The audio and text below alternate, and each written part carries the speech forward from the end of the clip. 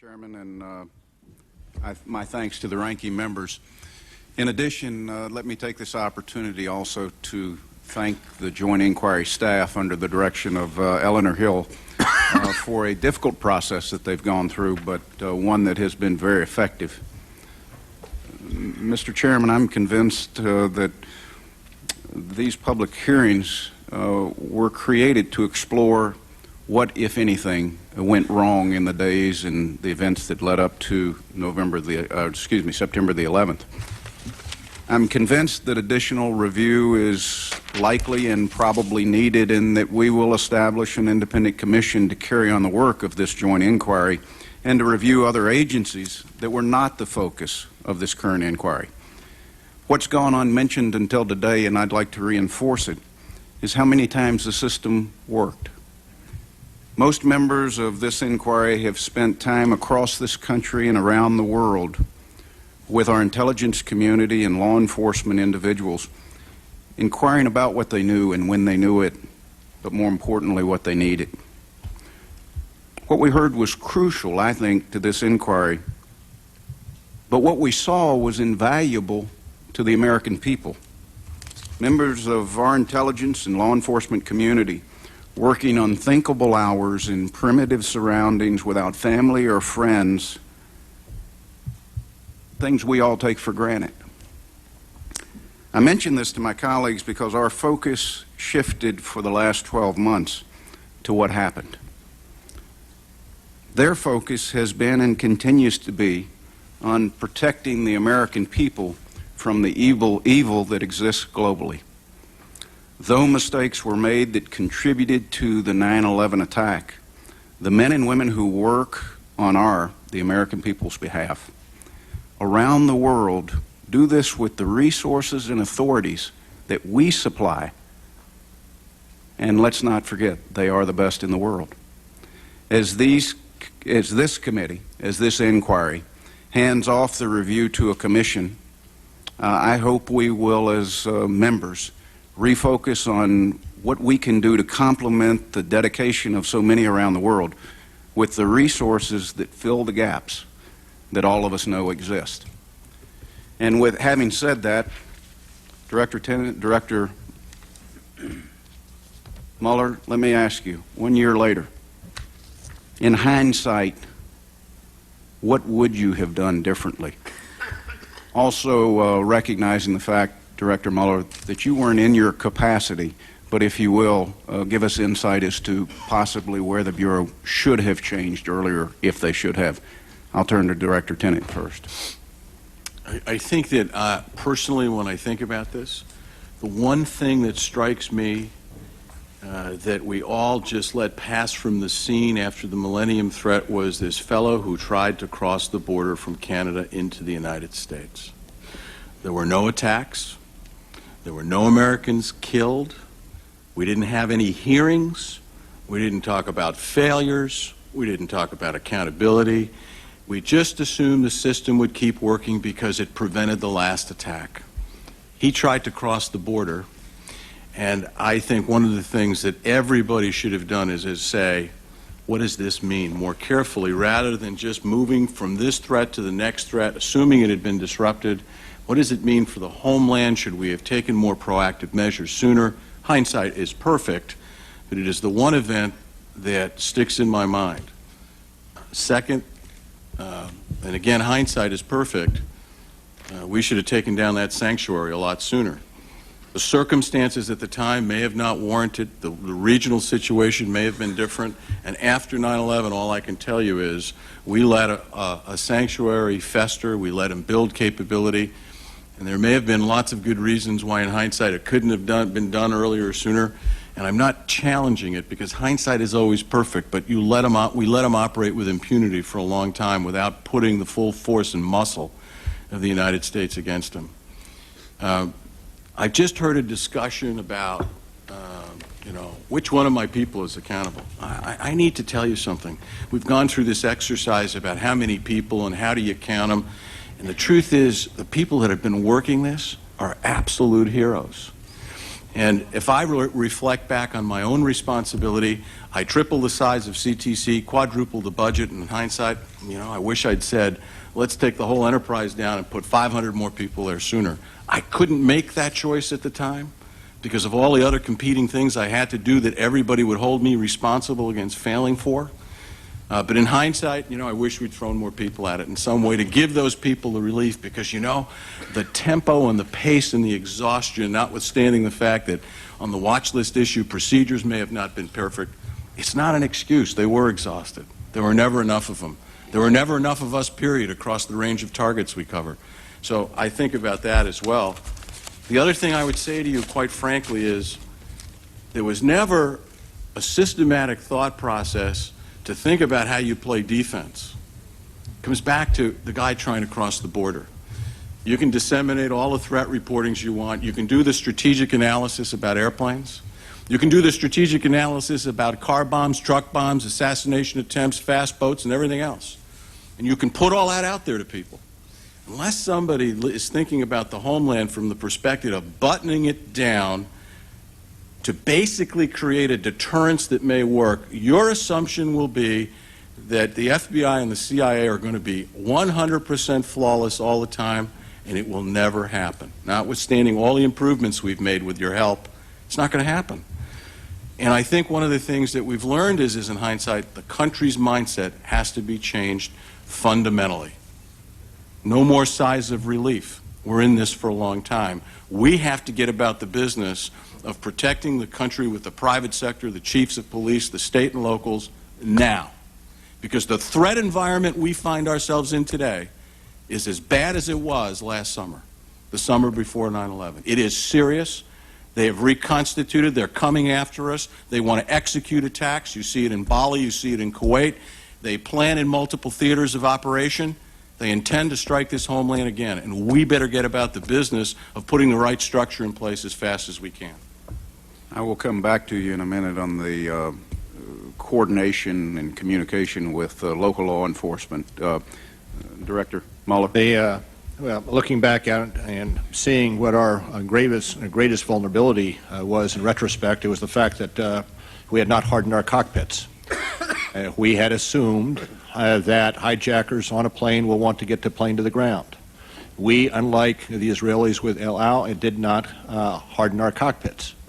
And all the warnings that we got probably would not have led us in that environment to take the step of requiring airlines to harden the cockpits to prevent hijackers from coming in and taking over planes and crashing them into buildings.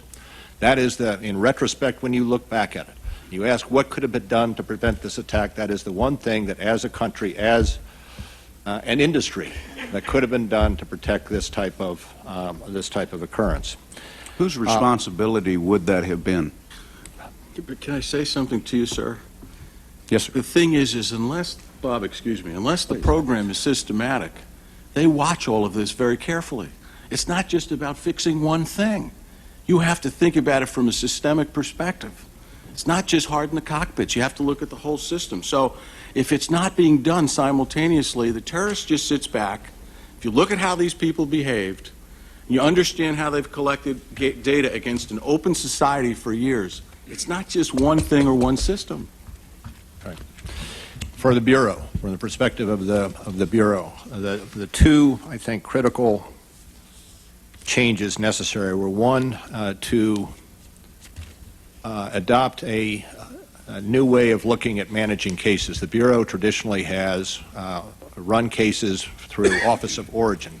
Each individual special agent in charge is in charge of the cases that arise in that particular field office or that division, and there can be discussion and tension as to who gets the Office of Origin. Well, New York did a terrific job as Office of Origin for UBL, but New York is one field office. When you're looking at international terrorism, it's important for us as an institution to have centralized all information relating to UBL, whether it comes from Portland, Oregon, or Portland, Maine, or Miami, or from Hamburg, Germany, or someplace else. Centralized, not only centralized information flow, but also centralized accountability for assuring that investigations, wherever they may pop up, have the required manpower to be addressed. And we as an institution have, over the years, placed the accountability in the field offices where on a national program where we face a national security threat, the accountability, in my mind, should be at headquarters. That is coupled with the necessity of having the information in a centralized database with sufficient number of analysts, and those analysts having the capability to generate the reports that an intelligence agency has traditionally done. We have not filled that void in the past. We have to do a better job of gathering our intelligence, analyzing that intelligence, and disseminating that intelligence. And those are the two critical items I believe that the Bureau has to address in order to prevent, or do the best we can to prevent another circumstance such as that which happened on September 11th.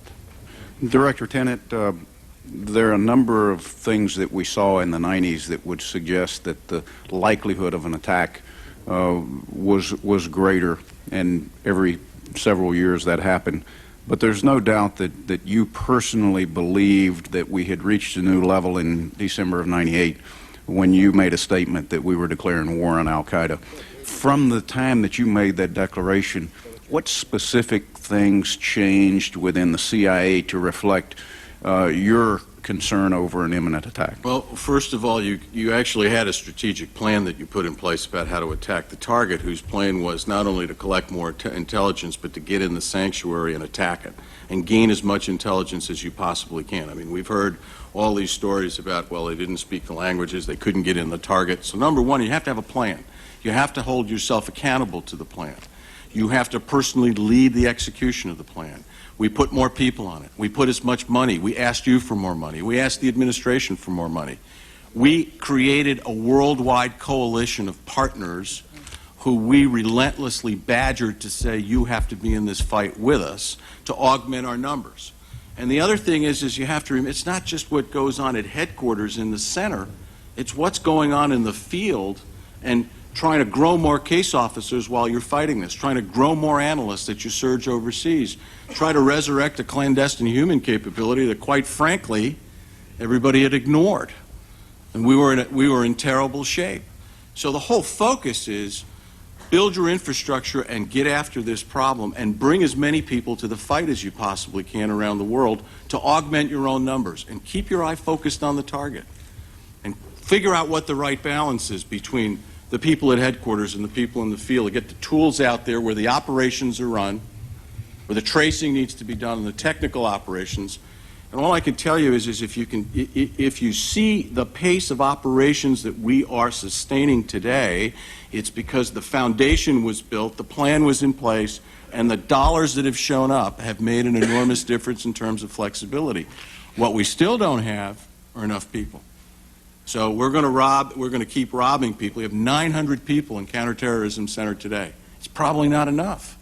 You got hundreds more sitting overseas working this target almost exclusively, and what we need to keep calibrating is how much more can we do to do everything we know how to do to stop the next attack. Director Mueller, in the 90s, we had the World Trade Center bombing. In 93, we had the threat of airline use for attacks that came out of the trials in 95. We had the threats on the New York tunnels in 95, and I think both you and Director Tenet have alluded to others. In an earlier hearing, Dale Watson, the head of CT at the FBI, said prior to 9/11 there was a 98% likelihood that the attack would be abroad. Given the facts just covered and the targets being domestic, what process do you understand that the FBI went through to come to a conclusion that there was only a 2% likelihood that an attack would happen domestically here in the United States? I'm not actually certain as to how Dale came to the 2%. I do believe, and I have heard, not being myself familiar with it or familiar with the warnings that were coming out during the summer leading up to September 11th. And my understanding, and I think George can talk to it perhaps more than I, most of those, or many of those warnings, related to attacks overseas. And that may have skewed the analysis to believe that because we're getting these warnings in, they're talking about attacks overseas, there's a less of a likelihood that it'll be in the United States. Well, I think even Director Tenet said earlier one of the biggest mistakes was here we caught somebody crossing the border and we didn't ask enough questions or suspect what else might be there that was targeted here. We had already had example after example after example of domestic targets, whether the attacks were thwarted or not. And I guess my question is more, what do we currently do within the FBI to analyze what the domestic threat is? Well, there are a number of levels, and it's not, I would reiterate, it's not just the FBI, because part of one of the, I think, valid considerations or concerns are over the years is that we have treated our intelligence and law enforcement on the one hand separate from our foreign intelligence. In other words, we have a CIA that looks overseas, we have the FBI that looks within the United States, and for a long time that worked where you didn't have an issue such as counterterrorism which floods across borders. And so when we look at the threat against the United States now, we take into account issues such as the bombing in Bali. That is significant with regard to the threat within the United States. We did not always do that, I don't believe. Apart from that, we look at the vulnerabilities within the United States. We look at the various investigations, both preliminary and full, that we have around the United States to determine whether or not there is any threat information that comes out. Where we have an issue that comes to the fore where we believe that there needs to be additional analytical research given to it, we now give it that analytical research. If you can recall, back in the wake of September 11th, there was some belief that there was the possibility of using crop dusters, and that had come out in a couple of threat warnings. And when that happens, we pull everything relating to crop dusters. We alert each of our field offices to go out and coordinate with each of the fields. When something like that comes along, we utilize both our people in the field as well as our analytical capability to put together a picture of what the actual threat is and integrate it with what George has from his people overseas. Let me stop you there. Unfortunately, I'm running out of time, and there are a couple other areas I need to try to cover. Director Mueller, we had the chief of police from Baltimore testify at one of the open hearings. And I think both you and Director Tenet, as well as I think most members on this inquiry, would say that we had a breakdown of communication and an inability to disseminate information, and that contributed in some way, shape, or form to September the 11th. This chief of police said, I thought after September the 11th things would change and the communication between federal and local would get better. And the fact was he came to testify to say that it hadn't. Is that a surprise to you, and what is being done to try to open up that line? Well, I did indicate in my opening statement that there were selected witnesses called to testify. I don't believe that this particular witness is representative of the feeling in the field. Does his testimony surprise me? I would say probably not. But I will tell you, every time that I have, and I've reached out to this particular individual in the past and asked him to call me if there are any concerns, whenever I've seen either publicly or in testimony before this committee or another committee that there is a police chief who is not getting what he or she wants, I have picked up the phone and called them to try to address those concerns. But it is the intent of the FBI to open those lines of communication. Now, let me finish by saying that I got and I don't know whether I'm not certain when this testimony was. It was probably in September, but it's a letter from William Burgers, the president of the IACP. And the letter praises us for the changes we've made to address this particular problem. And I'll just read one paragraph. It is my belief that the steps you have taken have been very responsive to these concerns and clearly demonstrate the FBI's commitment to enhancing its relationship with state and local law enforcement and improving our ability to combat not only terrorism, but all crime. I was at the IACP 2 weeks ago. I talked to the hierarchy, and I believe that they are supportive. There are isolated individuals throughout the United States who do not believe we're doing enough, and there are areas where we still have a ways to go. Getting clearances for chiefs of police, exchange of information all the way down and getting it back up.